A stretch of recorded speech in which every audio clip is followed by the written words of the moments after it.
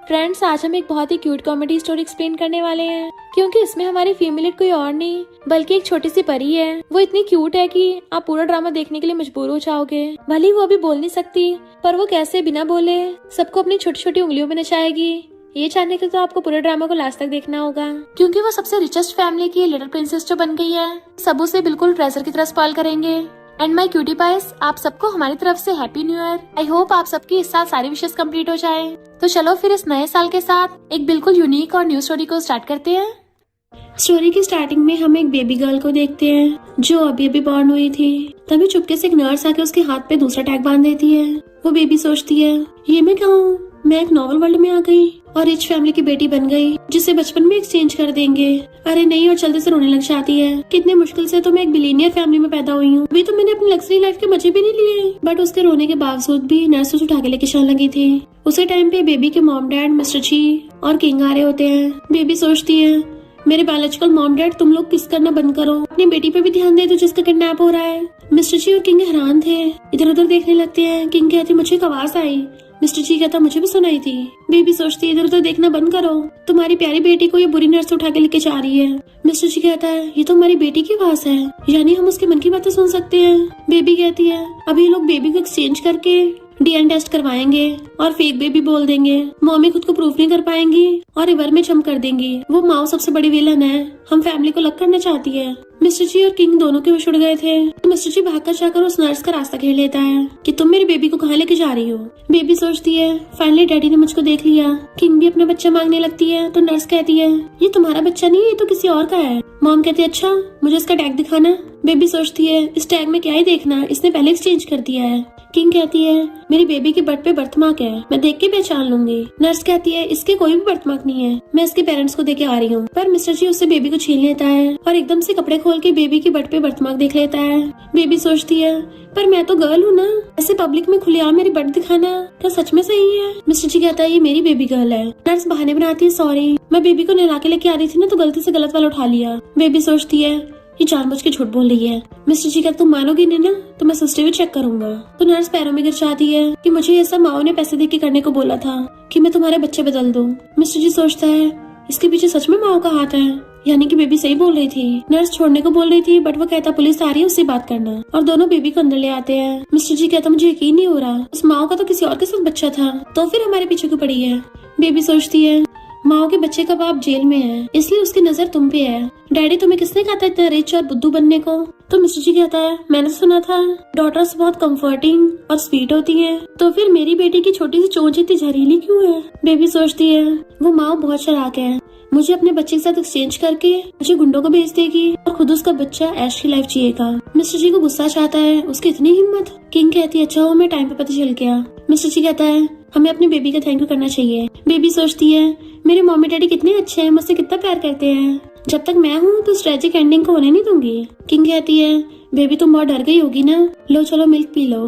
तो baby milk पीती सोचती है, मैं पास्ट लाइफ में बहुत ही फेमस फॉर्चून मास्टर थी कि नहीं, और आज मैं मम्मी की गोदी में पड़ी हुई दूध पी रही हूँ। मिस्टर जी और किंग दोनों हैरान थे, फॉर्चून मास्टर। फिर उन दोनों को याद आता है जब मिस्टर जी प्रेग्नेंट किंग को लेके जा रहा था, तो एक ताओइस्ट ने आकर उनका रास्ता घेर लिया और किंग की बैली को चारों तरफ से देख के उसे झुक के ग्रीट करता है कि मास्टर सच में इस दुनिया में आने वाले हैं, फाइनली ये दुनिया बच जाएगी। तब तो ये दोनों कंफ्यूज थे, पर अब इन्हें थोड़ा थोड़ा समझ आ रहा होता है क्या हमारी बेटी सच में फॉर्चून मास्टर की रिकार्नेशन है। मिस्टर जी सोचता है, हमारी बेटी ने इतना बड़ा इश्यू मिनटों में सॉल्व कर लिया, ये सच में बहुत लकी है। तभी उसे तियान का कॉल आता है कि ग्रैंडपा को पता चल गया है कि इन तुम्हारे साथ हॉस्पिटल में है और वो बंदे लेकर आ रहे हैं। तो मिस्टर जी कहता है कि जल्दी यहाँ से चलते हैं। किन कहते तुम्हारे फैमिली वाले मुझे कभी नहीं एक्सेप्ट करेंगे, इवन बेबी होने के बाद भी बाहर निकाल रहे हैं। मिस्टर जी कहते, तुम चिंता मत करो, मैं तुमसे कभी अलग नहीं होऊंगा, ज्यादा से ज्यादा क्या होगा, मैं फैमिली से रिश्ता तोड़ दूंगा।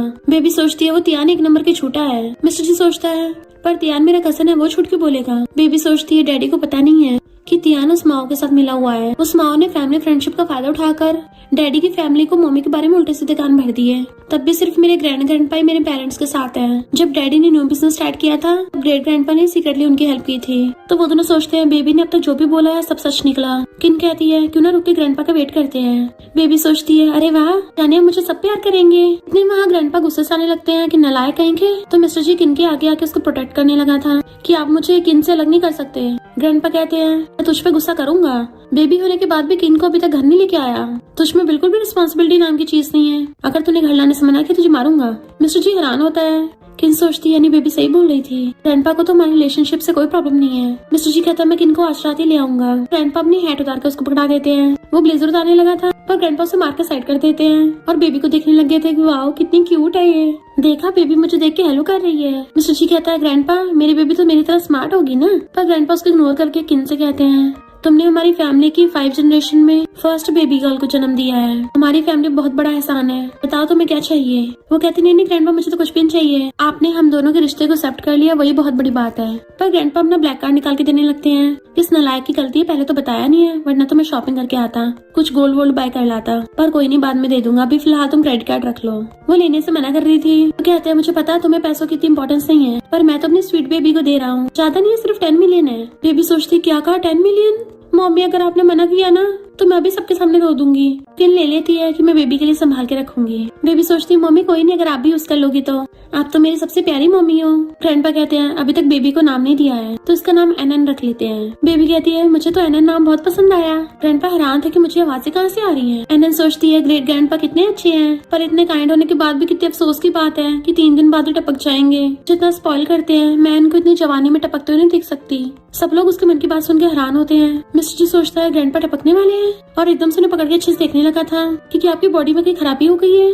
चलो हॉस्पिटल चेकअप कराने चलते हैं। पर ग्रैंडपा उसी को पकड़ के खींच लेते हैं यानी मुझे हेलुसिनेशन नहीं हो रहे हैं। इनकी बातें सिर्फ मुझे नहीं मिस्टर जी और किन को भी सुनाई दे रही हैं। पर फैमिली डॉक्टर तो हर मंथ मेरा चेकअप करता है कि मेरी हेल्थ तो अच्छी खासी है तो मैं कैसे टपक जाऊंगा। एनन सोचती है फैमिली डॉक्टर को पता नहीं चलेगा ग्रैंडपा को इवल स्पिरिट्स ने पोजेस कर रखा है। उनके हाथ पे जो ब्लैक हो रहा है यही ग्रैंडपा को मार देगा। मिस्टर जी सोचने लग गया था कि मैं ग्रैंडपा को ऐसे बचाऊं। एनन सोचती है मेरे पास तरीका है मुझे बस ग्रैंडपा के एक हेयर चाहिए पर मैं तो बोल ही नहीं सकती तो बताऊं कैसे। मिस्टर जी सोचते इतना आसान है और चुपके से पीछे से ग्रैंडपा के बाल तोड़ लेता है। ग्रैंडपा उसको पीछे मुड़ के देखते हैं तो कहता है मुझे अभी आपका एक व्हाइट हेयर दिखा तो तोड़ दिया। ग्रैंडपा उसके मानने लगे थे कि मेरे सर पे तो सारे व्हाइट हेयर्स ही हैं। वो चालाकी से किन को हेयर पकड़ा देता है और किन एनन के हाथ में। ग्रैंडपा सोचता है इस नालायक से तो झूठ बोलना भी नहीं आता। वो तो अच्छा हुआ मुझे अपनी एनन की आवाज सुनाई देती है वरना तो मैं इसको बहुत मारता। एनन ताली बजाने लग जाती है। वाओ डैडी कितने लकी हैं। अब ग्रैंडपा नहीं टपकेंगे पर वो बुरे लोग हार नहीं मानेंगे। जरूर ग्रैंडपा के आसपास ही है फिर से ग्रैंडपा को हर्ट करेंगे। मिस्टर जी पूछता है अब कुछ दिन पहले कहीं गए थे। ग्रैंडपा कहते कहीं भी नहीं घर पे ही था। माँ मुझसे मिलने आई थी। एनन सोचती है ये सब उस घटिया माँ ने किया है। उसे पता है ग्रैंडपा फैमिली के लिए बहुत इंपॉर्टेंट है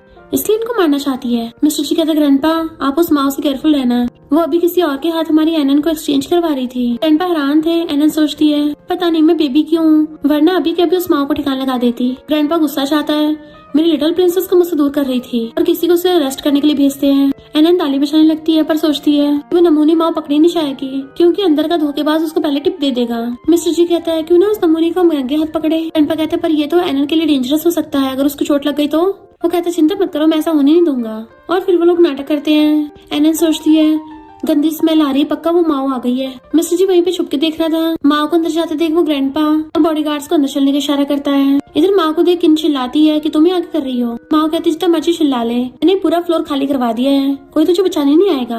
पहले तो मैं सिर्फ तेरी बेबी को चुराने वाली थी अब टूट गई है तो तुझे भी टपका देती हूँ। उसका गला दबाने लगी थी तभी मिस्टर जी अपने बॉडीगार्ड्स लेके आ जाता है। इनको बचा लिया था। माँ के होश उठ जाते हैं तो कहता है मैं इतना बेवकूफ नहीं तुम्हें दोबारा ये सब घटिया हरकतें करने दूंगा। और उसके इशारे पे बॉडीगार्ड्स अंदर आकर पकड़ने वाले थे पर माँ बेबी को उठा लेती है कि अगर कुछ किया तुम्हारा बच्चा जाएगा अपनी जान से। मिस्टर जी कहता है तुम्हें तो इंसानियत भी नहीं है। एनन सोचती है अभी मैं बच्ची हूँ मुझसे फाइट कर रही है जब मैं बड़ी होगी ना हिम्मत है तो तब मेरे साथ 1 to 1 फाइट करना। मैं तो अपनी पावर से तुझे अपनी चीची से बुड़गा दूंगी। किन कहती है मेरी बेटी ने क्या बिगाड़ा है। माँ कहती जब मेरा बच्चा पैदा हुआ था उसका डैड जेल में चला गया। एनन सोचती है बड़ी बेवकूफ है इसके हस्बैंड ने गलती की है तो जेल तो जाएगा ही ना मैंने थोड़ी ना बोला था उसको करने को। मिस्टर जी कहता है तो मेरे बच्चे पे इल्जाम क्यों लगा रही हो। माँ कहती है जब मेरे बच्चे का फ्यूचर अच्छा नहीं है तो तुम्हारा बच्चा कैसे खुश रह सकता है। मिस्टर जी बॉडीगार्ड से उसे पकड़ने को बोलता है तो माँ गुस्से से बेबी को नीचे फेंक देती है और खुश होने लगी थी बट वो दोनों डरने के बजाय स्माइल करते हैं तो हैरान होती है तुम लोग बिल्कुल भी सैड क्यों नहीं हो। मिस्टर जी कहता है मैं तुझे दोबारा अपने बच्चे को थोड़ी ना हर्ट करने दूंगा। वो खोल के देखती है तो वो बेबी नहीं बल्कि एक डॉल थी तो पूछते तुम्हारा बच्चा कहाँ है। ग्रैंडपा कहता है ऑफ कोर्स यहाँ पे है और वो एनन को लेके आते हैं। उनको पकड़ा दिया था कि अब तो सीधे जेल जाएगी।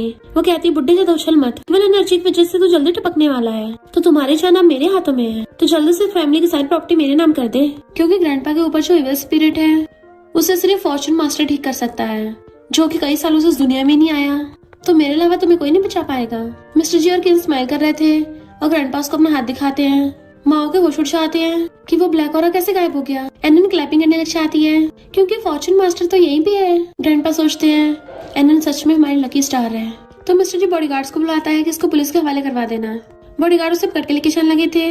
माँ कहती मैं तुम्हारी चाइल्डहुड फ्रेंड हूँ, प्लीज मुझे बस इस बार माफ कर दो।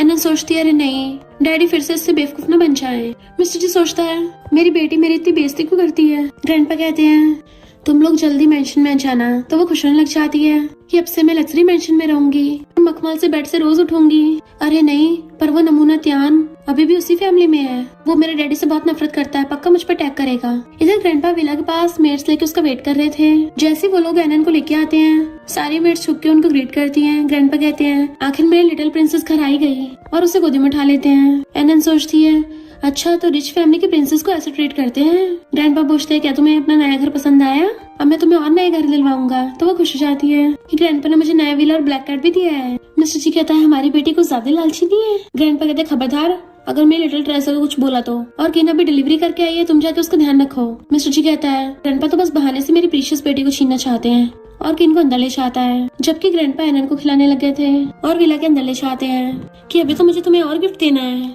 जब तुम 1 महीने के हो जाओगे ना तब दूंगा। तो एनन खुश होकर ताली बजाने लग जाती है कि पता नहीं इस बार मुझे कार मिलेगी या घर मिलेगा, मुझे तो सब कुछ ही पसंद है। ग्रैंडपा सोचते हैं उससे भी ज्यादा 10 टाइम्स बेटर है। इतने में तियाना चाहता है ये तो मिस्टर जी का बेबी है ना, लाओ मुझे मैं अपनी गोदी में उठा लूं। एनन रोने लग जाती है कि पक्का मुझसे बदला लेने आया है। ग्रैंडपा मुझे इस गंदे को मत देना, ये मुझे टपका देगा।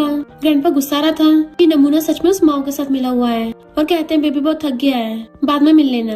तो तियान चला जाता है।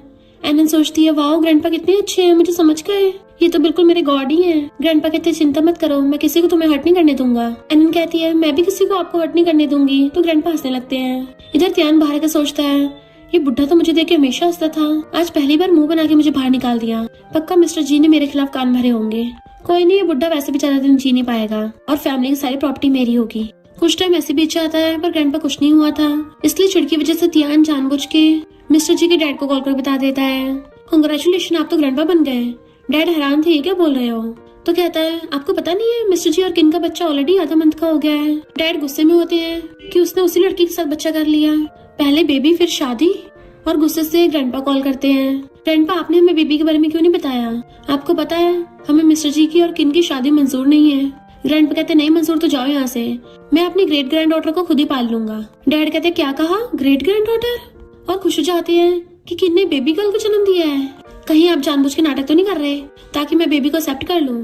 आपको पता है कि हमारी एन फैमिली में पिछली 5 जनरेशन से कोई प्रिंसेस नहीं हुई है। ग्रैंडपा कहते हैं भला मैं क्यों झूठ बोलूंगा। इतने में एनन हंसने लग जाती है, तो डैड भी वीडियो कॉल में देख लेते हैं कि ये तो सच में बेबी गर्ल है, कितनी स्वीट और सॉफ्ट है। ग्रैंडपा कहते तू हंस रहा है, अभी मना कर रहा था, तेरी वजह से मेरी प्रिंसेस को इतना टाइम विला से बाहर रहना पड़ा। तो डैड कहते हैं मैं अपनी गलती मानता हूँ और अभी प्रिंसेस से मिलने आ रहा हूँ। डैड को हंसते फोन काटता देख मॉमा चाहती हैं और पूछते हैं क्या हो गया। तो डैड बताते हैं कि किन ने मिस्टर जी की बेबी को जन्म दिया है। मॉम कहते हैं किन तो पुअर ऑर्फन गर्ल है। डैड उन्हें समझाने की कोशिश करते हैं तो कहती हैं चाहे कुछ भी हो जाए मैं उसे फैमिली में एक्सेप्ट नहीं करूंगी। और जैसे डैड बोलते हैं कि उसने एक बेबी गर्ल को जन्म दिया है, मॉम एकदम हैरान थी और खुशी के मारे खड़ी हो जाती हैं कि सच में। डैड कहते हैं हाँ ग्रैंडपा ने खुद बताया है। मॉम तो एकदम से बात से पलट लेती हैं कि जब मैंने किन को देखा था मुझे लगा ही था कि हमारा बेटा उसके लायक नहीं है। डैड कहते हैं कितनी जल्दी पलटी मारी है। मॉम कहते बस करो चुपचाप चलो मेरे साथ, मैं अपनी लिटिल प्रिंसेस को गोदी में उठाऊंगी। डैड कहते अच्छा अभी तो बोल रही थी कि मैं विंडो से कूद जाऊंगी पर उससे नहीं मिलूंगी।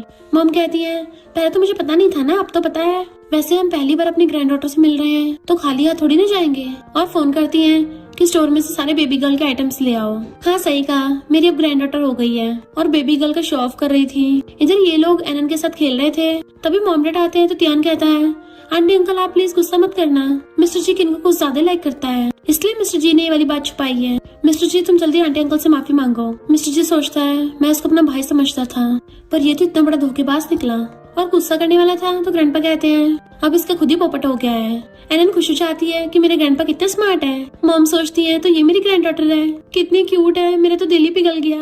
और आगे बढ़ने वाली थी पर ध्यान रोके कहता है इतनी जल्दी गुस्सा नहीं करना चाहिए, सुलह कर लेनी चाहिए। डैड सोचते इसको क्या हो गया, इसे किसने बोला कि हम गुस्से में हैं। एनन कहती है हंस हंस के मेरा पेट दुखने लग गया कि तियान का भी पोपट बन रहा है। सच पता लगने के बाद इसके एक्सप्रेशन देखने लायक होंगे। तियान कहता है मुझे पता है आप लोगों को इन दोनों का रिश्ता मंजूर नहीं है, आप इनको लगो नहीं कहोगे तो मिस्टर जी फैमिली से रिश्ता तोड़ लेगा, फिर क्या होगा?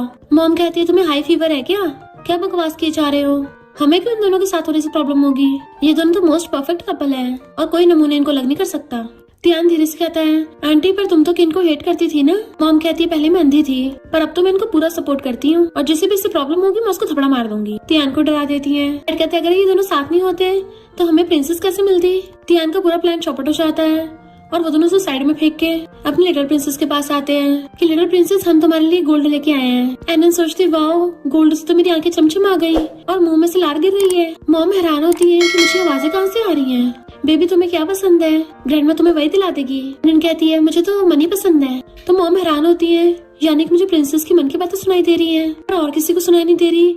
कहीं मैं गॉड तो नहीं हूँ? सिर्फ मैं ही अपनी ग्रैंड डॉटर को अच्छे से समझ सकती हूँ। से एनन मेरे दिल में नंबर 1 पे है और मेरा हस्बैंड और मेरा बेटा 2nd नंबर पे आएंगे और कहते हैं जल्दी से बड़ी हो जाओ, फिर तुम्हारी ग्रैंडमा तुम्हारा पूरा रूम ही गोल्ड ज्वेलरी से भर देगी, वो भी बहुत सारे रूम। एनन खुश हो जाती है कि अरे वाह मेरी तो लॉटरी लग गई। डैड कहते हैं और मैं तुम्हें लग्जरी कार्स दूंगा। तो वो खुश हो जाती है। ग्रैंडमा ग्रैंडपा आप तो मम्मी डैडी को लाइक नहीं करते तो मैं नहीं ले सकती। मॉम डैड किन से कहते हैं हम पहले के लिए माफी मांगते हैं और उसके आगे झुकने लगे थे। तो किन कहती है आपकी गलती नहीं है, आप तो अपने बेटे के लिए बेस्ट ही चाहती थी। मॉम कहती मैं सच में अंधी थी जितनी बेस्ट डॉटर इन लोगों को नहीं पहचान पाई। एनन खुश होती है ग्रैंडपा ग्रैंडमा में मॉम के साथ मिसअंडरस्टैंडिंग क्लियर हो गई, यानी अब हमारी सारी फैमिली साथ में रह सकती है और साथ में मैं भी मालूम माल हो गई। सारी फैमिली को साथ में खुश थे कि तियान की बहुत बुरी वाली चल रही थी कि इन लोगों को तो मिस्टर जी को बाहर निकाल देना चाहिए था। मिस्टर जी कहता है तियान तेरे तो थैंक यू करना चाहिए, अगर तू पेरेंट्स को नहीं बताता तो फिर किन के साथ मिसअंडरस्टैंडिंग क्लियर भी नहीं होती। एलन सोचती है डैडी ने तो कमाल ही कर दिया, इस नमूने के जले पे नमक छिड़क दिया। ग्रैंडपा कहते हैं तियान तूने हमारी फैमिली के लिए कितना कुछ किया है, तो अब मैं तुझे रिवॉर्ड दूंगा।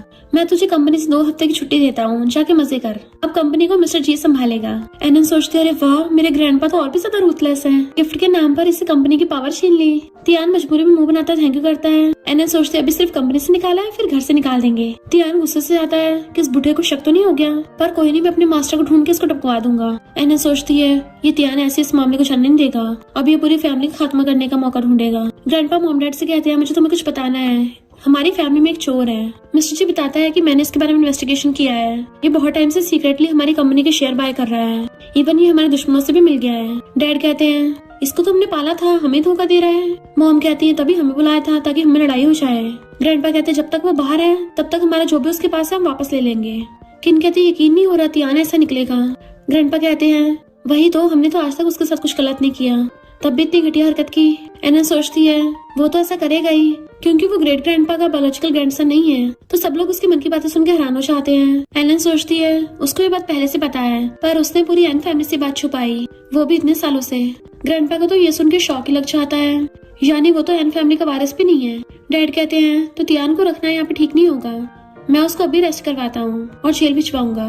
ग्रैंडपा कहते नहीं हम दुश्मन को अलर्ट नहीं कर सकते, और सोचते इतने सालों से झूठ बोला है तो अगर सिर्फ जेल भेज दिया तो उस पर रहम हो जाएगा। और फिर कहते हैं हमारे लिटिल प्रिंसेस की कुछ दिनों में पार्टी होने वाली है, तभी उसको वापस बुलाकर उसको सबक सिखाएंगे। और सोचते हैं पूरी फैमिली के सामने उसको बेइज्जत करूंगा, तब वो कभी हमारे एन फैमिली के बैकग्राउंड का फायदा नहीं उठा पाएगा, उसकी पूरी रेपुटेशन खराब करके उसको जेल भेजेंगे। इन्हें सोचते अरे वाह उस तियान को सबक मिलेगा।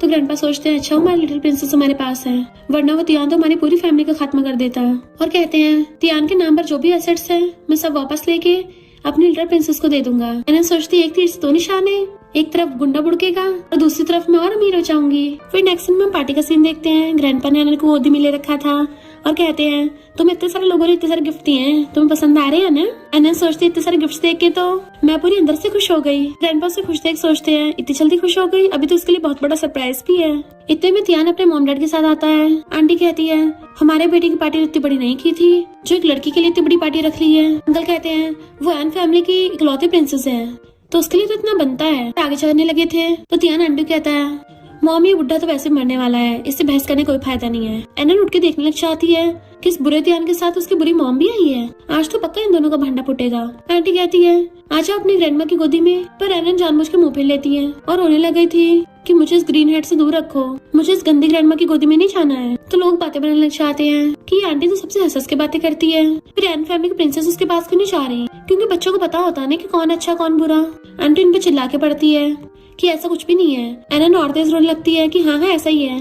तियान जानबूझ के बात टाल देता है कि मॉम पहली बार इससे मिल रही है ना, इसलिए स्ट्रेंजर को देख के रो पड़ी होगी, पर हम इसके लिए गिफ्ट लेके आए हैं। तो मॉम उसको साइड में ले जाके कहती है, इस छोटी सी बच्ची की हिम्मत तो देखो, सबके सामने मेरी बेइज्जती कर दी। तियान कहता है, वो एक बच्ची है, हमारा क्या ही बिगाड़ लेगी। तो आंटी कहती है, उस बुड्ढे को भी तो देखो, अपने ग्रेट ग्रैंड डॉटर को छोड़ भी नहीं रहा है, और ऊपर सुना है इसने बहुत सारी अच्छी चीजें इसको दे दी हैं। तियान कहता है, सिर्फ विला, गोल्ड और क्रेडिट कार्ड ही तो दिया है, अभी तो इस बुड्ढे के पास और भी ज्यादा कीमती चीजें हैं, एन ग्रुप के 50% शेयर्स, जो इसको कभी नहीं देने वाला। तभी ग्रैंडपा, जिन्होंने एनर को गोदी में ले रखा था, उसके मॉम डैड को पकड़ा देते हैं और फिर सबके सामने अनाउंस करते हैं कि एन फैमिली की लिटिल प्रिंसेस पूरे 1 मंथ की हो गई है, इसलिए मैं उसको गिफ्ट के तौर पर एन कंपनी के 50% शेयर्स दे रहा हूँ। तो सब लोगों को होश उड़ जाते हैं, स्पेशली तियान के। लोग बातें करने लग जाते हैं, क्योंकि जिसके पास भी एन कंपनी के 50% शेयर्स होंगे, उसके पास तो इतनी पावर होगी कि वो एक इशारे पे पूरी एन फैमिली को नचा सकता है, यानी कि वो एन फैमिली का हेड ही बन जाएगा। इसका मतलब ओल्ड मैन अपनी लिटिल प्रिंसेस को कंपनी का वारिस बना रहे हैं। इस आंटी का मुंह तो देखो कैसे पीला पड़ गया है, क्योंकि इसके बेटे की प्रॉपर्टी नहीं मिली है ना, तो इसके मुंह पे एम्बैरेसमेंट का तमाचा पड़ा है। ग्रैंडपा सोचते हैं, ये तियान मेरी प्रॉपर्टी के पीछे पड़ा था ना, अब कैसे लग रहा है, इसके हाथों से वो चीज छिन रही है, इस तियान की अभी से फट रही है, अभी तो सबके सामने एक्सपोज होगा, तब क्या हाल होगा। तो तियान गुस्से से किसी को कॉल करता है। मिस्टर जी कहता है, ग्रैंडपा आपने अचानक से 50% शेयर्स मेरी बेटी को दे दिए। ग्रैंडपा कहते, तो मेरा बस चले तो मैं तेरे और तेरे डैड के शेयर्स लेके भी अपनी लिटिल प्रिंसेस को दे दूं। किन कहती है, पर एनन तो अभी बहुत छोटी है। ग्रैंडपा कहता, मुझे पता है, मैं तो बस एनन के लिए रास्ता साफ कर रहा हूँ। लिटिल प्रिंसेस, क्या तुम्हें अपने ग्रेट ग्रैंडपा का गिफ्ट पसंद आया? वो सोचती है, अच्छा ग्रेट ग्रैंडपा जो सरप्राइज देने को बोल रहे थे कि वो गोल्ड और क्रेडिट कार्ड से भी 1000 टाइम्स है, तो वो इसी की बात कर रहे थे। ऑफ कोर्स मुझे पसंद क्यों नहीं आएगा, मुझे लगता है मैं दुनिया की सबसे रिचेस्ट बन गई हूँ। ग्रैंडपा कहते, जब तक तुम्हें पसंद है मैं तुम्हें सब कुछ दे दूंगा। तो सोचती है, मेरी फैमिली वाले तो मुझे पूरा स्पॉइल ही कर रहे हैं, यानी कि नॉर्मल वर्ल्ड में जैसे दिखाते हैं वैसा होता भी है। अच्छा हुआ मैं इस नॉर्मल वर्ल्ड में रिबॉर्न हो गई हूँ, अब मैं हमेशा अपनी फैमिली को प्रोटेक्ट करूंगी, और जो भी हमारी एन फैमिली को हर्ट करने की कोशिश करेगा उसे उड़ा के मारूंगी। तभी वहाँ पर एक ब्लैक जैकेट वाला आके कुछ जादू टोने करने लगता है, जिससे मिस्टर जी को कुछ हो रहा था। एना समझ आती है कि कोई डैड की बॉडी कंट्रोल करने की कोशिश कर रहा है। मिस्टर जी का सिर घूम रहा होता है और वो वॉशरूम की तरफ जाने लगा था। तो एना सोचती है, डैडी कहीं मत जाना, वरना वो गुंडा आपको पूरी तरह से कंट्रोल कर लेगा। जब तक आप मेरे पास रहोगे मेरा ऑरा आपको बचाता रहेगा। मिस्टर जी उसको पकड़ता हुआ कहता है, मेरे लिटिल बेबी तुमने पहले क्यों नहीं बताया, मेरी वजह से तुम इतना डर गई। और जैसे उसको टच करता है तो सोचता है, अरे वाह, सच में मेरा सिर घूमना बंद हो गया। एना समझ आती है कि उस गुंडे को तियान ने बुलाया है। अफसोस अभी तक मेरी पावर्स मुझको वापस नहीं मिली, वरना मैं अभी इसको काउंटर अटैक कर देती। तियान का लाया हुआ गिफ्ट वो लोग ग्रैंडपा को पढ़ाते हैं, बट मिस्टर जी लेकर उसको फेंक देता है एंड एनन क्लैपिंग करने लग गई थी। तियान के कहने पे गुंडा मिस्टर जी को फिर से कंट्रोल करने की कोशिश करता है, बट उस पे तो काम ही नहीं कर रहा था, उल्टा उससे गलती से तियान ही कंट्रोल हो गया था, जिसकी वजह से तियान की पॉकेट में चाकू निकल के वो चाकू से अटैक करने चाहता है। क्योंकि तियान खुद ही कंट्रोल हो गया था, तो बॉडीगार्ड्स आकर उसे रोकने लग गए थे। मिस्टर जी एनन और किन के आगे आ जाता है। तियान हैरान था, ये हो क्या रहा है, मैं खुद को कंट्रोल क्यों नहीं कर पा रहा, और अपने गुंडे से कहता है कि जल्दी से मुझे रोको।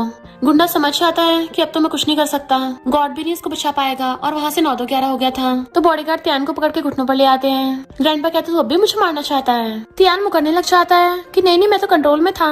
मिस्टर जी कहता अपना ड्रामा बंद कर, सबने देखा तेरे हाथ में चाकू था और तू ग्रैंडपा को काटने वाला था। आंटी अंकल तियान को बचाने लग जाते हैं, आखिर वो उनका बेटा जो है, पर मिस्टर जी फाइल फेंक के मारता है। आंटी सोचती है इसमें तो सारे हमारे काले कारनामे हैं। अंकल पूछता है क्या है इसमें, दिखा मुझे, पर वो जल्दी से साड़ी फाड़ के खुद ही खा जाती है, जबकि अंकल को कुछ समझ नहीं आ रहा था। आंटी कहती है क्यों ना इस बारे में घर पे चल के बात करें, यहाँ पे बहुत सारे लोग हैं। ग्रैंडपा कहते हैं जब ये इतने सारे लोगों सामने मुझे मार रहा था तब कुछ नहीं, तो फिर अब क्यों परवाह हो रही है। तियान सोचता है कहीं इस बुढ़े को पता तो नहीं चल गया कि मैं एन फैमिली का नहीं हूँ, तभी तो यहाँ पर इतने इंपॉर्टेंट लोगों गेस्ट बुलाया है और मेरी सबके सामने धज्जियां उड़ा सके। और कहता है ग्रैंडपा आपने तो मुझे पाला है, आपको पता है मुझे कोई फंसा रहा है। एनन सोचती है इस ढक्कन पे बिल्कुल विश्वास मत करना, मेरे ग्रेट ग्रैंडपा को पिघलाने की कोशिश कर रहा है। ग्रैंडपा कहते तभी तो मेरा दिल टूटा है कि मैंने तुझे पाला था, और फाइल उड़ा के मारते हैं। अंकल देख के हैरान थे, तो पता चलता है कि आंटी का बाहर अफेयर चल रहा था और तियान तो अंकल का बेटा है ही नहीं। तो सब लोग हंसने लग जाते हैं कि तियान नौटंकी तो ऐसे करता था जैसे एन फैमिली का वारिस हो। अंकल हैरान थे और आंटी से पूछते हैं ये सब क्या है, तो आंटी कहती है, आंटी उसको बहलाने फुसलाने लग जाती है कि हमारे बच्चा है, मैं तुम पे चीट नहीं करूंगी। तो अंकल भी ग्रैंडपा कहता है हाँ डैड ये मुझे धोखा नहीं दे सकती।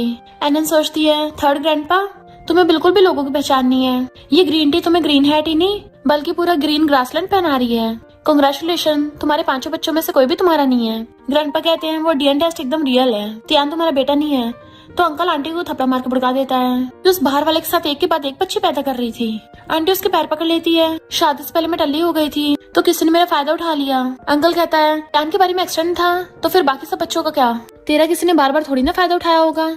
तो आंटी कहती है मेरी मजबूरी थी, उसने बोला कि अगर मैं उसके साथ सोऊंगी नहीं वो सबको बता देगा। छोटी मोटी गलती तो हो ही जाती है, मुझे बस एक बार माफ कर दो, उससे ब्रेकअप करके तुम्हारे साथ अच्छे से जीऊंगी। अंकल कहता है इतना धोखे के बाद कौन एक्सेप्ट करेगा। तो कहती है कोई नहीं, मैं तुम्हारे साथ भी एक बच्चा कर लूंगी। पर अंकल कहता है अपने सारे बच्चे लेके निकल जाए यहाँ से। तो आंटी गुस्से से खड़ी हो कहती है तू क्या मुझे डिवोर्स देगा। अंकल कहता है तो क्या मैं तेरा मुझे ग्रीन हेड पहनाने का वेट करूंगा। तो आंटी 50 मिलियन मांगती है और अंकल मना कर देता है। ग्रैंडपा कहता है तुमने डिवोर्स नहीं दिया ना तो तुम्हारे बेटे को जेल में भेजूंगा। तियान कहता है मॉम मुझे जेल नहीं जाना। तो आंटी कहती है कोई नहीं, मैं डिवोर्स करके जा रही हूँ, पर मेरे बेटे ने ऑलरेडी इंटरनेशनल टाइकून की बेटी का दिल जीत लिया है। जैसे उसको उठाने लगती है वो नीचे गिर जाता है और हिल नहीं पा रहा था। तो वो समझ जाता है कि उस गुंडे का काला जादू उस पे काम कर गया और रोने लग जाता है। सब लोग कहते हैं यकीन नहीं हो रहा है, सबके सामने जमीन पे पड़ा हुआ रो रहा है। आंटी उसको उठाने की कोशिश करती है पर वो तब भी नहीं हिल पा रहा था। एनन सोचती है ये गुंडे के साथ मिलकर मेरे डैडी को हर्ट करना चाहता था, जो खड्डा मेरे डैडी के लिए खोदा था खुद ही उसमें बुड़क गया। अब आया ना मजा। मिस्टर जी सोचता है मेरी प्रीशियस बेटी ने मुझे बचाया है, वरना मेरा भी यही हाल होता, मैं इसको हमेशा पैम्पर करूंगा। ग्रैंडपा सोचते हैं अच्छा हो ये ढक्कन मेरा ग्रैंडसन नहीं है, और बॉडीगार्ड्स को ऑर्डर देते हैं उसको उठा के बाहर फेंक दो। बॉडीगार्ड जैसे उसको उठाने लगते हैं तो कहता है ग्रैंडपा प्लीज मुझे माफ कर दो। ग्रैंडपा कहते हैं जब तू मिस्टर जी को उस गुंडे से कंट्रोल करवा रहा था तब क्यों नहीं सोचा। तो हैरान होता है आपको पता है। बॉडीगार्ड्स उन दोनों माँ बेटे को बाहर फेंक देते हैं। ग्रैंडपा कहते हैं उनको तो उनके कर्मों की सजा मिल गई, और अंकल की तरफ देखते हैं तो कहते हैं मैं ठीक हूँ, अच्छा हो इनका अभी सच पता चल गया, पूरी लाइफ बुद्धू बनने से तो अच्छा ही है। और सोचते हैं एनन सच में प्रिंसेस ही है, मुझे इसके मन की बात से पता चला, अब मैं पूरी लाइफ अपनी ग्रैंड डॉटर को पालूंगा। और वो एनन के लिए बहुत प्रीशियस सा नेकलेस लेके आए थे। एनन तो खुश होकर ताली बजाने लग जाती, वाओ ये तो स्पार्कल क्रिस्टल है, इतना चमकदार है कि मेरी आंखें भी नहीं खुल रही। थर्ड ग्रैंडपा कितने अच्छे हैं, मुझे इतना एक्सपेंसिव गिफ्ट दे रहे हैं। तो अंकल सोचते हैं तुमने जो हेल्प किया उसके सामने तो कुछ भी नहीं है, अब से तुम मेरी इकलौती ग्रैंड डॉटर हो और मेरी सारी प्रॉपर्टी तुम्हारी। एनन सोचती है अरे नहीं, थर्ड ग्रैंडपा के औरत के साथ कुछ गलत है, मैं इनके साथ और गलत नहीं होने दूंगी। अंकल भी सोचने लग जाते हैं कि मैं सच में टपकने वाला हूँ। ग्रैंडपा कहते हैं हम इस बारे में बात करेंगे। अंकल सोचते हैं अच्छा तो डैड को भी इसके मन की बात सुनाई देती है। एनन खुश होकर ताली बजाने लग जाती है कि ग्रेट ग्रैंडपा बहुत समझदार है। फिर अंकल उनसे अकेले मिलने आते हैं। एनन सोचती है थर्ड ग्रैंडपा मुझसे बहुत दूर है, अभी मेरे पास मेरी पावर नहीं है ना तो ये काम नहीं करेगा, थर्ड ग्रैंडपा को थोड़ा और पास होना पड़ेगा। तो ग्रैंडपा अंकल को थोड़ा पास कर लेते हैं। फिर एनन उनको देखने लग जाती है हाँ अब ठीक है, और उनका फेस देख के फ्यूचर प्रेडिक्ट करती है कि 2 दिन बाद एक ट्रेजिक एक्सीडेंट होने वाला है। थर्ड ग्रैंडपा बिल्कुल भी वहां मत जाना। अंकल सोचते हैं पर मुझे एक प्रोजेक्ट के लिए वहीं जाना था, इतनी अमेजिंग है इसने पहले पता लगा लिया। एनन सोचती है मेरे थर्ड ग्रैंडपा इतने अच्छे हैं, इनके साथ गलत हो ही नहीं सकता, इनको तो हजारों साल जीना चाहिए, इतने कम एज में कैसे ऊपर जा सकते हैं, जरूर किसी ने इनके खिलाफ प्लानिंग की है। पर अफसोस की बात मेरी छोटी सी बॉडी में इतनी एनर्जी नहीं है कि मैं इनको ठीक कर सकूं। अरे यार थोड़ी सी एनर्जी यूज करने पे मेरी बैटरी डाउन हो गई, लगता थोड़ा टाइम लगेगा। उसकी आंखें बंद हो जाती हैं। ग्रैंडपा कहता है लिटिल प्रिंसेस तुमने बहुत मेहनत की है। फिर अंकल ग्रैंडपा से पूछते हैं कि डैड आपको भी इसके मन की बात सुनाई देती है, ये सब चल क्या रहा है। ग्रैंडपा कहता है मुझे ये नहीं पता इसके पास स्किल्स कहाँ से आई, एक बात पता है ये जो भी बोलती सच होता है, ज्ञान का भंडा भी इसने फोड़ा था। थर्ड अंकल कहता है ठीक है अब से मैं इसी घर में रहूंगा अपनी लिटिल प्रिंसेस के पास। नेक्स्ट दिन में ग्रैंडपा उसको ABCD सिखा रहे थे तो वो रोने लग जाती है कि ये दुनिया कितनी जालिम हो गई है, मैं तो अभी छोटी सी बच्ची हूँ और ये अभी से मुझे इंग्लिश पढ़ा रहे हैं। अंकल कहते हैं एनन को इंग्लिश पढ़ना पसंद नहीं है तो मैं इसके लिए टॉयज लेके आता हूँ। ग्रैंडपा कहते हैं बचपन में तो अंकल की किस्मत बहुत अच्छी थी कि जो भी करता था उसमें कामयाब हो जाता था, पर अभी कुछ सालों से पता नहीं क्या हो गया है। एनन सोचती अब समझी किसी ने थर्ड ग्रैंडपा का लक एक्सचेंज कर लिया है। ग्रैंडपा कहते हैं सिर्फ त्यान और उसकी मॉम उसके ज्यादा क्लोज थी। एनन सोचती है नहीं उस ढक्कन और ग्रीन टी ने किया है, जरूर किसी और का काम है, पर मैं भी अपने पावर्स यूज करके पता भी नहीं लगा सकती। ग्रैंडपा कहते हैं अगर वो दोनों नहीं है तो फिर क्या एन फैमिली में कोई धोखेबाज है। एनन सोचती है उस बंदे का पता लगाना बहुत आसान है, पिछले 2-3 साल से जो थर्ड ग्रैंडपा के सबसे ज्यादा करीब है वही होगा, तो उन सब लोगों की लिस्ट निकाल लो जो भी थर्ड ग्रैंडपा से मिले हैं। पर मैं ये बात इनको कैसे बताऊं क्योंकि मैं तो बोल ही नहीं सकती, मैं तो अभी छोटी बच्ची हूँ, इसलिए रोने लग जाती है कि मेरे पास कोई ऑप्शन नहीं बचा रोने के अलावा। ग्रैंडपा सोचते हैं यही मेरी ग्रेट ग्रैंड डॉटर है, तभी तो इतनी स्मार्ट है मेरी तरह, और उसे रोते थे गोदी में उठा के छुपाने लग जाते हैं। मिस्टर जी भागकर आकर उसको गोदी में उठाता है कि मैं इसको छुपाऊंगा, पर एनन और ज्यादा रोने लग जाती है। मिस्टर जी हैरान था और कहता है बेबी मैं तुम्हें और तेज से लाऊंगा, चलो चुप हो जाओ। पर वो फिर भी चुप नहीं हो रही थी तो सोचता है क्या तुम अपने डैडी से बहुत प्यार नहीं करती हो, उसको छुपाने की पूरी कोशिश में लग जाता है। इतने वहाँ पर अंकल आ जाते हैं कि लाओ मुझे दो मैं इसको छुपाता हूँ। मिस्टर जी कहता है आप तो अभी इसके लिए स्ट्रेंजर हो ना, तो आपकी गोदी में थोड़ी ना छुपेगी, एनन सोचती है डैडी की बात मत सुनो, थर्ड ग्रैंडपा आप मुझे गोदी में उठा लो। अंकल मिस्टर जी से उसे ले लेते हैं और वो सच में रोना बंद कर देती है। बेचारे मिस्टर जी का तो पोपटी हो गया था कि मैं तो इसका डैडी हूँ ना, मुझे प्यार करना चाहिए। फिर जब एनन सो रही थी तो ग्रैंडपा अंकल को बताते हैं कि एनन ने बताया किसी ने तुम्हारा लेग एक्सचेंज कर लिया और उससे पूछने लग जाता तुम्हें किसी पे शक है। अंकल कहते हैं जब से मेरी किस्मत खराब हुई है तब से जाओ उसको हर डील मिल जाती है जो भी वो करता है, इवन सबसे मुश्किल वाली डील भी। ग्रैंडपा कहते हैं जाओ वो तो पुराने ड्राइवर का बेटा है ना। तो अंकल कहता है हाँ वो मेरी एज का ही था, हम दोनों साथ में पढ़ते थे, पर वो ऐसा नहीं कर सकता क्योंकि उसने तो मेरी जान बचाई थी एक बार। ग्रैंडपा कहता जरूरी नहीं इंसान जैसे शक्ल से दिखता है वैसा दिल से भी हो, पता करो जियाओ तो सालों से क्या कर रहा है। अंकल कॉल कर पूछते हैं और कहते हैं बात सच निकली, जिया तो अब काफी ज्यादा रिच हो गया है, तो पक्का कुछ कर पड़ा है। ग्रैंडपा कहते उसको यहीं पे बुलाओ, हम एनन से कंफर्म करवाएंगे। एनन सो रही थी, उसी टाइम पे वहाँ पे जिया आ जाता है। अंकल उसको बहाने से एनन के पास बैठा देते हैं। एनन उठ जाती है, इतना स्ट्रॉन्ग ब्लैक ऑरा, इसने लक एक्सचेंज करने के लिए थर्ड ग्रैंडपा का ब्लड यूज किया है।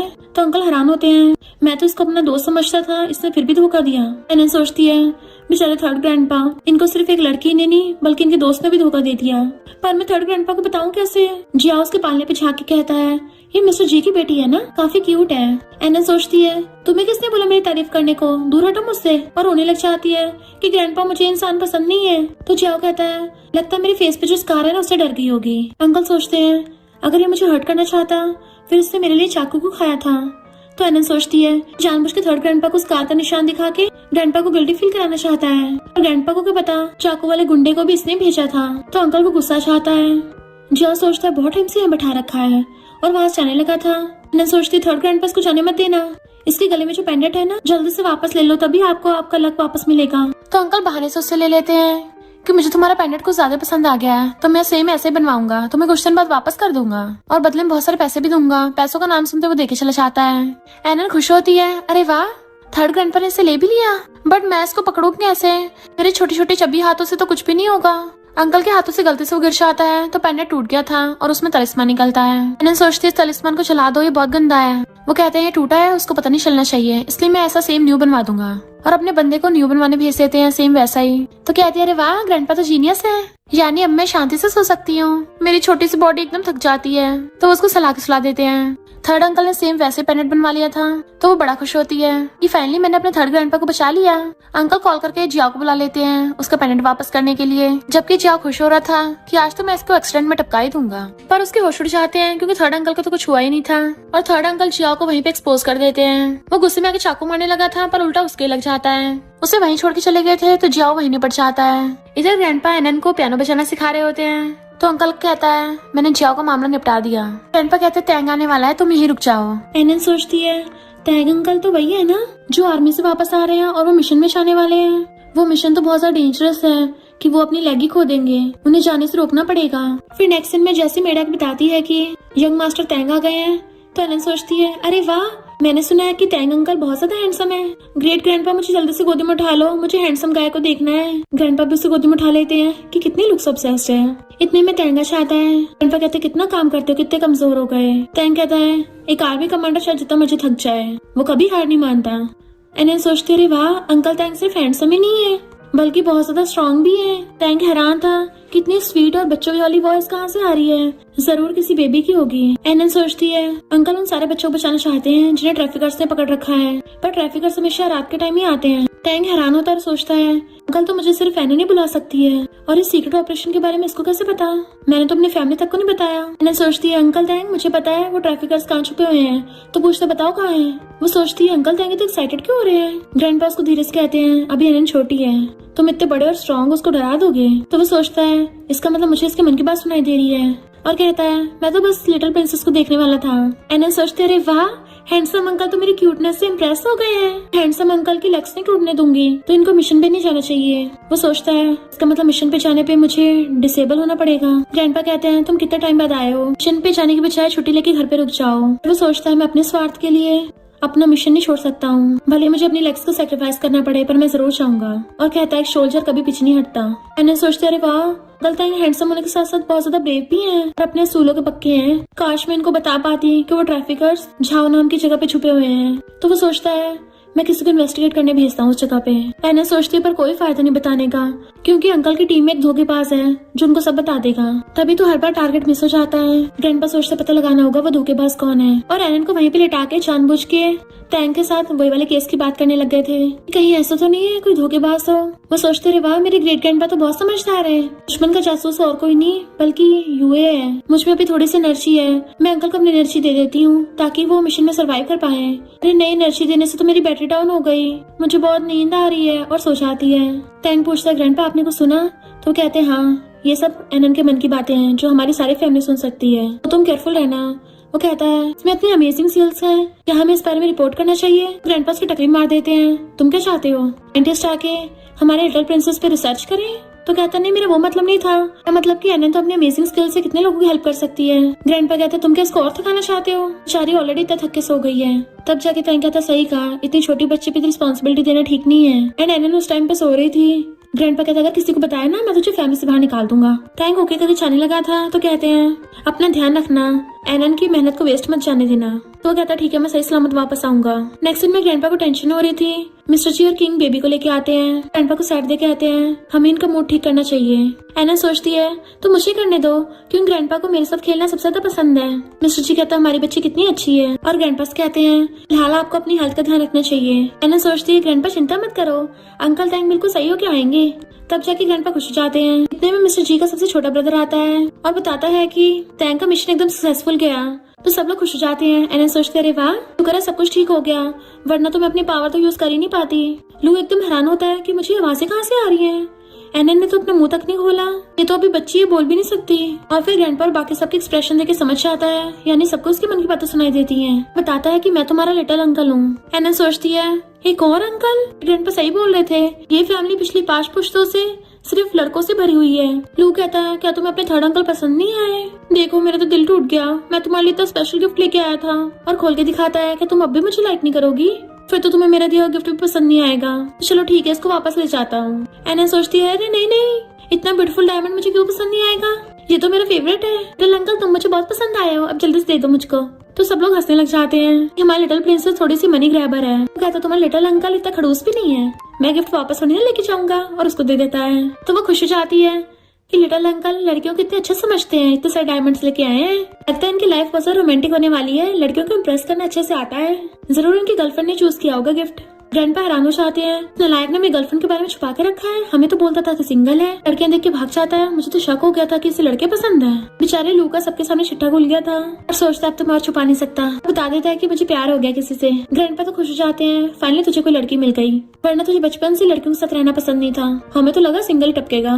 किंग कहती है भी हमारी फैमिली में छोटे बच्चे भी नहीं है, लगता है एनन के साथ खेलने के लिए बाकी बेबीज तुम ही लेके आओगे। ग्रैंडपा कहते हैं एनन हमारी लकी स्टार है, जब से घर में आई है हमेशा खुशियां ही आ रही हैं। एनन तो खुशी के मारे उछल रही थी कि सब लोग मेरी कितनी तारीफ कर रहे हैं, मुझसे तो बर्दाश्त ही नहीं हो रही। ग्रैंडपा कहते चलो जल्दी हमें उससे मिलवाओ। तो वो कहता है वो बाहर खड़ी है, मैं एम्बेरसमेंट की वजह से उसको अंदर नहीं लेके आया। मैं सोचते बताओ जी थर्ड अंकल ऐसे बोल रहे हैं, ऐसी लड़की को वाइफ मिल कैसे गई? तभी ग्रैंडपा उसकी टकली मार देते हैं, नालायक कहेंगे तुझे डर नहीं है कि तेरी वाइफ तुझे छोड़ के भाग जाएगी, अब जल्दी से उसको अंदर लेके आ। तो वो लिलियन को अंदर लेके आता है। एना सोचती है अरे मुझे भी दिखाओ। तो किंग जल्दी से उसका फेस उसकी तरफ कर लेती है। तो एना सोचती है वाओ ये तो बहुत ब्यूटीफुल है, ये कोई इंसान नहीं है। तो लू हैरान हो जाता है लिलियन कोई इंसान नहीं है तो फिर क्या भूत है? पर मुझे तो इसका बॉडी टेम्परेचर फील होता है, इसकी तो शैडो भी है, इसके तो पैर भी उल्टे नहीं है। तो एना सोचती है अरे बुद्धू इसकी बॉडी तो ह्यूमन की है, क्योंकि इसके अंदर 1000 साल पुरानी मॉन्स्टर की आत्मा है। वो एकदम से छुड़ा लेता है। लिलियन पूछती क्या हो गया? तो सोचता है मैंने कुछ ज्यादा फास्ट एक्शन कर दिया, और बहाना मारता है कुछ नहीं मुझे मच्छर ने काट लिया था। ग्रैंडपा सोचता है कितना नालायक है, इसे तो बहाना बनाना भी नहीं आता। और मिस्टर जी के मार के आते हैं इसने कल विंडो खुली छोड़ दी थी ना, इसलिए मच्छर अंदर आ गए, मेरे भी काट लेते हैं। मिस्टर जी वाज लाइक पर मुझे क्यों तोड़ा, फैमिली को बचाने के लिए मुझे करना ही होगा। और कहता है ग्रैंडपा मुझसे गलती हो गई। मैंने सोचती थर्ड अंकल की बॉडी बहुत प्योर है ना, जो कि 1000 साल पुरानी मॉन्स्टर के लिए टॉनिक है, तभी तो हमेशा अंकल से चिपटी रहती है। लू के तो होश उड़ जाते हैं, मुझे लगता था लिलियन मुझसे इसलिए क्लिंची होती है क्योंकि मुझसे प्यार करती है, ये तो मेरी प्योर बॉडी की एनर्जी सूख रही थी। ग्रैंडपा सोचते हैं नालायक फिर से कोई उल्टा हरकत न करते और जानबूझ के दर्द होने का नाटक करते हैं। वो ग्रैंडपा को पकड़ लेते आपको क्या हो गया? तो कहते हैं मुझे सांस नहीं आ रहा, आराम करने ले चलो। लिलियन कहती मैं भी हेल्प करूंगी। और मिस्टर जी रास्ते में खड़ा था तो डर के मारे गिर जाता है कि नहीं नहीं तुम तो गेस्ट हो ना, तुम यहीं बैठ कर आराम करो, ग्रैंडपा को तो थोड़ी ओल्ड प्रॉब्लम्स हैं। लिलियन सोचती है लू का तो ब्रदर भी काफी हैंडसम है, अगर उसकी प्योर बॉडी है तो इसकी भी प्योर बॉडी होगी। उसके पास आने लगी थी, मिस्टर जी जल्दी से किंग के क्लोज होने लग जाता है और एनन को पकड़ लिया था। एनन सोचती है ये जैसे घूर रही है ना, लगता है इसको मेरे डैडी में इंटरेस्ट आ रहा है, शायद अब ये डैडी की एनर्जी सोखना चाहती है। मिस्टर जी सोचता है मेरी एनर्जी को सोख रही है, मॉन्स्टर मुझसे दूर रहे, मेरा टेस्ट इतना अच्छा नहीं है, और कहता है तुम रास्ते में आके थक गई होगी ना तो आराम कर लो बैठ के। लिलियन कहती है मेरी वैसे भी लू से जल्दी शादी होने वाली है, तो मेरे लिए ये भी गेस्ट रूम अरेंज कर दो।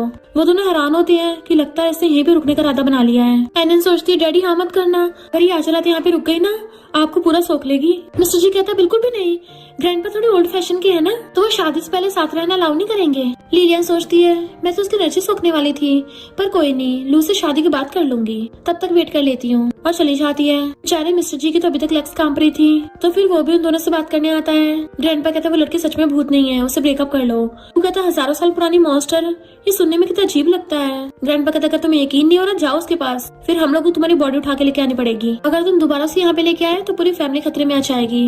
वो मुंह लटका के चला जाता है। मिस्टर जी कहता है इसको देख के लगता नहीं सुधरेगा, तो ग्रैंडपा कहते हैं एनन के पास इस प्रॉब्लम का सोल्यूशन होगा।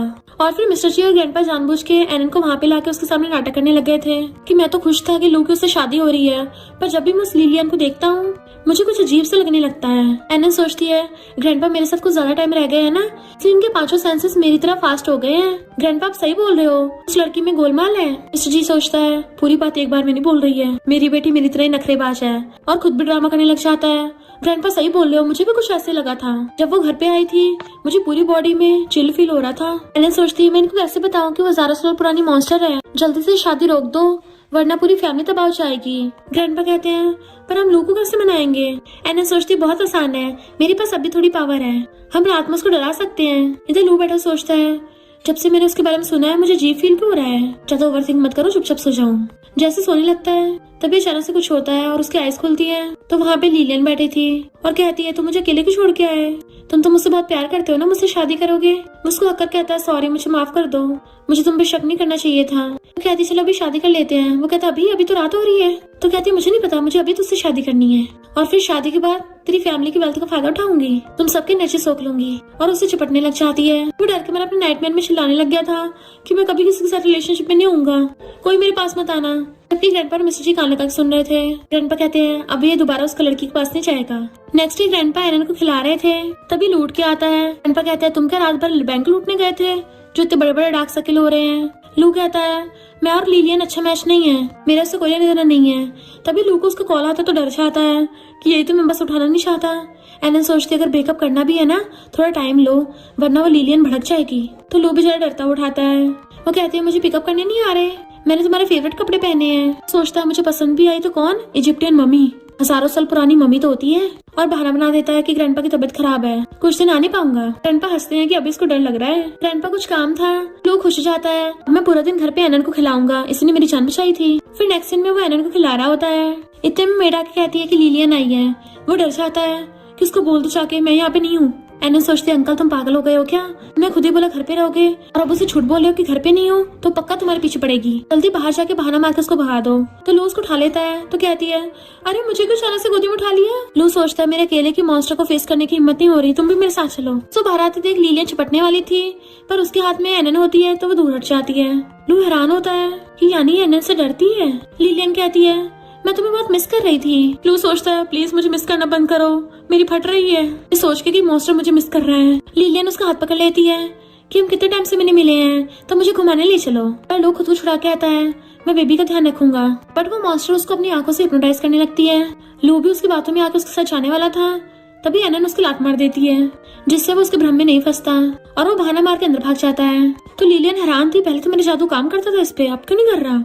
उस बच्ची ने इसको बचाया है और ऊपर से मुझे जीप दिखा के छुड़ा के भी गई है, अब तो मैं इसको बिल्कुल नहीं छोड़ूंगी। चलो भागकर अंदर आता है, बड़ी मुश्किल से मेरी जान बची। एनन सोचती अच्छा हुआ मेरी वजह से तुम पूरे पीस में वापस आए हो, वरना टुकड़े हो गए आते। तो क्या आता है अब से मैं तुम्हारी हर बात पे यकीन करूंगा। फिर रात में वो एनन को सुला रहा था, तभी उसका सिर घूमता बेड पे गिर जाता है। पता चलता लिलियन वहाँ पे आ गई कि तुझे क्या लगा घर के अंदर बच्चा आएगा, और उसकी बॉडी को सूंघने लग गई थी कि आज मैं तुझे पूरा चपेट जाऊंगी।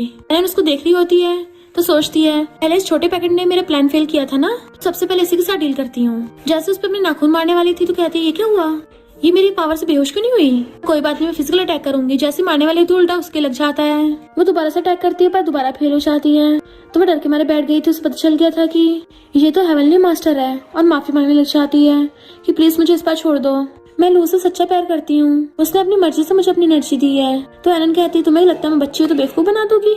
थर्ड अंकल तुम्हें बिल्कुल लाइक नहीं करते और अपने पावर से उस पर अटैक करती है। तो वो कहती है ठीक है अब मुझे जाने दो, मैं किसी को नहीं मारूंगी। एनन कहती झूठ मत बोलो, तुमने जो बॉडी ले रखी है उसके रियल सोल को भी तो मारा है। और उसको फाइनली पनिशमेंट दे देती है कि शुक्र है मामला निपट गया। और फिर वो थक के सो जाती है। तो किंग उसको गोदी में सुला रही थी। ग्रैंडपा कहते इतने दिन हो गए अभी तक एनन उठी क्यों नहीं? 3 दिन से भूखी प्यासी है। और लू को डॉक्टर को बुलाने भेजते हैं। मिस्टर जी कहता है डॉक्टर ने कितनी बार इसका चेकअप किया पर वो तो यही बोलते हैं कि ठीक है बस सो रही है। पर ग्रैंडपा चिल्ला के पड़ते हैं उसके ऊपर, भला 3 दिन तक कौन सोता है? तुम जाके दूसरे डॉक्टर को बुला के लेके आओ। जबकि किन रोने लग जाती है कि अभी तो एनन बहुत छोटी है, इसने तो अभी तक मुझे मम्मी भी नहीं बोला, अगर इसे कुछ हो गया मैं जी नहीं पाऊंगी। तो मिस्टर जी उसको छुपाता है कि हमारी एनन बहुत अच्छी है, उसके साथ कभी कुछ गलत नहीं होगा। लू कहता सारी मेरी गलती है पर मुझे भी नहीं पता चला कि मैं बेहोश कैसे हो गया। ग्रैंडपा लू को डांटने लग जाते हैं। मिस्टर जी कहते इसकी भी गलती नहीं है, ये भी उससे बहुत प्यार करता है। लू फौरन के डॉक्टर को बुलाने चाह रहा था तभी किंग कहती है एनन उठ गई। तब सब लोग बहुत खुश होते हैं, स्पेशली ग्रैंडपा। एनन सोचती है सब लोग मुझे ऐसे घेर के क्यों देख रहे हैं? मिस्टर जी कहता तुम 3 दिन तक नहीं उठी थी। तो सोचती है मुझे तो लगा मैं बस थोड़ा टाइम के लिए बेहोश हुई हूँ। नहीं बाप रे 3 दिन निकल गए। मुझे अपने पावर्स वापस पाने में थोड़ा टाइम लग गया। और ये एवरीवन सबको मेरी इतनी चिंता हुई। मम्मी डैडी रो मत, मैं एकदम ठीक हो गई हूँ। किन कहती है मम्मी तो बस ये चाहती तुम हमेशा ठीक रहो। तो एनन कहती है मम्मी आई लव यू। पर मुझे कुछ अजीब सा लग रहा है। मम्मी के हाथ में जो ब्रेसलेट है इसमें कुछ गड़बड़ है। इसे ज्यादा टाइम पहनने से जो इंसान पहनता है उसकी एनर्जी पूरी खत्म हो जाती है और उसकी जान चली जाती है। मिस्टर जी सोचता है तभी तो किन का चेहरा कुछ दिनों से पीला पड़ रहा था। पर मुझे लगा एनन का दिन रात ध्यान रखने से वो थोड़ी थक गई है। बट रियल में तो ये सब ब्रेसलेट की वजह से हो रहा है। और अगर मम्मी मुझे ब्रेसलेट देंगी तो मैं उनको बचा सकती हूँ। तो मिस्टर जी कहता है लगता है एनन को हमारा ब्रेसलेट बहुत पसंद आ गया है, किन तुम उसे खेलने के लिए दे दो। उसके हाथ से निकाल के मिस्टर जी एनन को दे देता है। ग्रैंडपा पूछते हैं ये तो हमारी फैमिली का नहीं लगता, तुम्हें किसने दिया? एनन कहती है मेरी बड़ी सिस्टर ने दिया है, मेरी आंटी की बेटी ने। एनन सोचती है तो क्या आंटी मम्मी को हर्ट करना चाहती है? फिर नेक्स्ट सीन में किन मिस्टर जी को बोल रही थी कि मुझे नहीं लगता वो ऐसा करेगी क्योंकि हम दोनों साथ में ऑर्फन हुए थे। मिस्टर जी कहता हो सकता है कोई गलतफहमी हो गई हो, उसने जो ब्रेसलेट बाय किया हो वो पहले से ही खराब हो। वो कहती सही कहा, ऐसे हम ग्रैंडपा के सामने उसको इनोसेंट प्रूफ कर देंगे। फिर वो एनन को लेके अपनी सिस्टर से मिलने आती है तो वो उसे फिर से ब्रेसलेट देने लगी थी। किन सोचती है मेरी सिस्टर कभी मेरा बुरा नहीं चाहेगी तो अच्छी है। बट एनन सोचती है इस ब्रेसलेट का भी जानलेवा हो रहा है, ये पक्का मॉम को हर्ट करना चाहती है। किन हैरान थी, अपना हाथ पीछे कर लेती है कि तुमने मुझे ऑलरेडी बर्थडे पे गिफ्ट कर दिया था ना, वही काफी है। पर उसकी सिस्टर तो उसको जबरदस्ती बनाने लगी थी। वो मना कर रही होती है तो एनन चिल्लाती है कि मेरी मम्मी को छोड़ दो। तभी मिस्टर जी आकर उसे हाथ पकड़ के रोक देता है। तुमने सुना नहीं मेरी वाइफ को दर्द हो रहा है? तो सिस्टर कहती है मैं तो अपनी छोटी बहन को गिफ्ट दे रही हूँ, तुम्हें क्या हो रहा है? और किन तुम्हारे सामने तुम्हारा हस्बैंड मेरी बेइज्जती कर रहा है, तुम कुछ बोल क्यों नहीं रही? मिस्टर जी कहता है क्योंकि तुम मेरी वाइफ को हर्ट करना चाहती हो, तुमने इस ब्रेसलेट के साथ कुछ गड़बड़ की है। तो एनन क्लैपिंग करने लग जाती है, वाओ डैडी तो बड़े स्मार्ट निकले, मैं फालतू में इनको बुद्धू समझ रही थी। किन कहती तुमने ऐसा क्यों किया, मैं तुम्हारी सिस्टर हूँ। तो कहती कौन तुम्हारी सिस्टर बनना चाहता है, तुम्हारी वजह से मुझे भी बेकार लाइफ जीनी पड़ी, मैं तो सोचती थी तुम उसी टाइम टपक जाती। किन रोने लग जाती है तो कहती तुम्हें रोते देख के मुझे बड़ा अच्छा लगता है। मिस्टर जी कहता साइको कहीं की, मैं तुम्हें छोड़ूंगा नहीं। तो कहती है तुम मेरा कुछ नहीं बिगाड़ सकते, मेरे हस्बैंड ने एन ग्रुप के साथ कॉन्ट्रैक्ट साइन किया है। जैसे उसका हस्बैंड आता है शिकायत करने लग जाती है, इसने मुझे बुली किया है, इसको सबक सिखाओ। बट वो तो उल्टा उसी के थप्पड़ मारता है। तुम्हें पता भी सामने कौन खड़े हैं, यही एन ग्रुप के प्रेसिडेंट हैं और तुम्हारी वजह से उसने मेरी कंपनी को बैंकरप्ट कर दिया। तो कहता है प्रेसिडेंट प्लीज मुझे माफ कर दीजिए, मैं इसको डाइवोर्स दे रहा हूँ, मेरी कंपनी के साथ कुछ मत करिए। तो वो गुस्से से पागल हो जाती है कि तुम मुझे छोड़ोगे और ब्रेसलेट फेंक के तोड़ देती है। पर तभी अचानक से उसे कुछ होने लगा था तो नीचे गिर जाती है। उसे हर जगह बॉडी में कुछ अजीब फील हो रहा था तो उसका हस्बैंड उसे पकड़ के ले जाता है। एनन सोचते अच्छा हुआ मॉम डैड को कुछ नहीं हुआ और सिस्टर को इसकी गलती की सजा मिल गई। जो जादू मम्मी पे करने वाली थी वो इस पे उल्टा पड़ गया। मिस्टर जी किन को छुपाता है। एनन कहती है मम्मी रो मत, आपके पास अभी भी मैं और डैडी है और पूरी पूरी एन फैमिली है। तो किन भी स्माइल करती है। एनन सोचती है अरे वाह अब तो पूरी फैमिली साथ है और सब सही है, तो हम सब हमेशा साथ रहेंगे और खुश रहेंगे, मजे करेंगे। मिस्टर जी कहता हाँ अब हम हमेशा साथ में खुश रहेंगे और दोनों एक दूसरे को हक कर लेते हैं। एनन भी बड़ा खुश हो रही थी। फिर क्या वो सब लोग साथ में खुश रहने लगते हैं। और इसी के साथ इस स्टोरी का एंड हो जाता है। अगर आपको ये स्टोरी पसंद आई हो तो लाइक शेयर और कमेंट करते जाना। तो बस थोड़ा सा इंतजार करना, फिर मिलेंगे न्यू स्टोरी में।